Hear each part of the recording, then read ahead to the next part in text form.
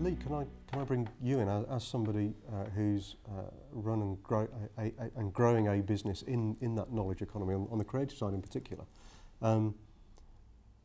What are your views on the relative scale of the structures you can start to see coming together, and is it of any relevance to you, or are you just going to get on with business life anyway?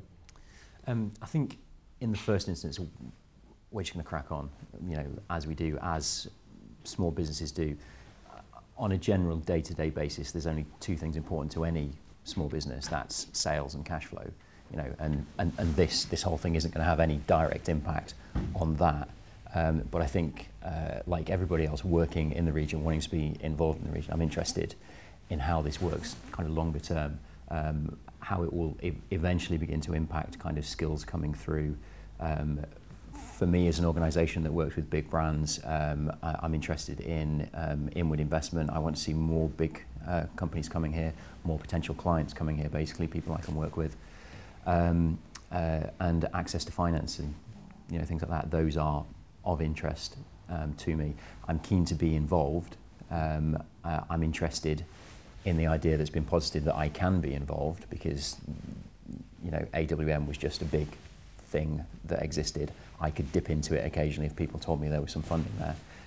It helped provide the building that I worked in, but it's a much larger scale project. I wasn't really going to have any involvement. There is this new thing that it appears I can be involved in. I'm interested to be involved in for the region, for my business. I'm yet to see how that's quite going to work. That's interesting. I mean, you were laying out there that the agenda for business has never changed. It is very basic. It's getting customers, it's getting cash flow. Yeah. But also sort of describing a window of opportunity for businesses to get involved. And it seems to me like that window will shut if businesses don't take the opportunity now, maybe to come up to it and get involved. Nick, Wilmot Dixon is getting involved. You're one of the first businesses to explicitly say, yes, we are backing the Birmingham LEP bid. Yes. Why? Yeah. What's in it for you? I think at the end of the day, regeneration breeds movement, and it creates an interest, a factor that actually gets some of the money flowing. Lee mentioned about access to finance. One of the key things for businesses is that the finance is available, but do they have the covenant strength, do they have the backing of a long-term business plan to actually make it viable? And I think that's going to be one of the key things. We're very interested in the LEP because we see it as creating this movement, creating this interest. It can lead to regeneration. That can start to spin the pound locally. And we can start to see those businesses having that longevity of a business plan that will actually allow them to attract the finance to move forward. So we're very interested in it because we see it as an innovative approach.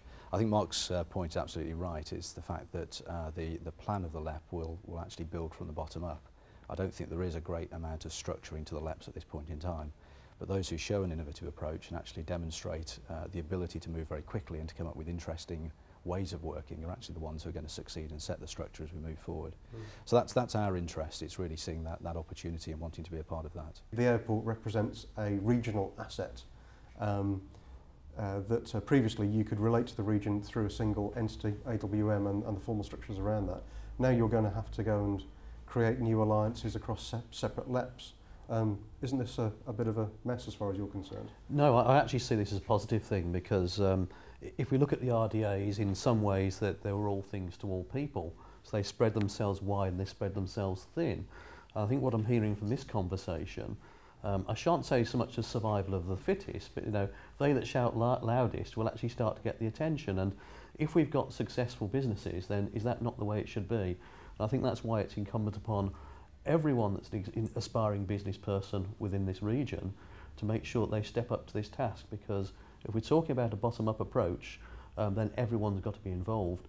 From the airport's point of view, we think it's a good idea to periodically review structures anyway, and this does mean that people will be able to focus on what matters, because there won't be any time wasters, because there won't be any time for time wasting.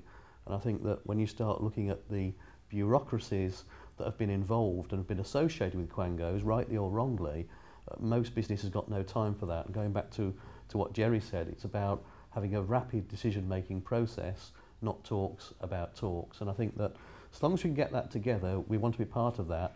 We don't want to see the usual suspects rolling into every meeting. We've seen that across the region here.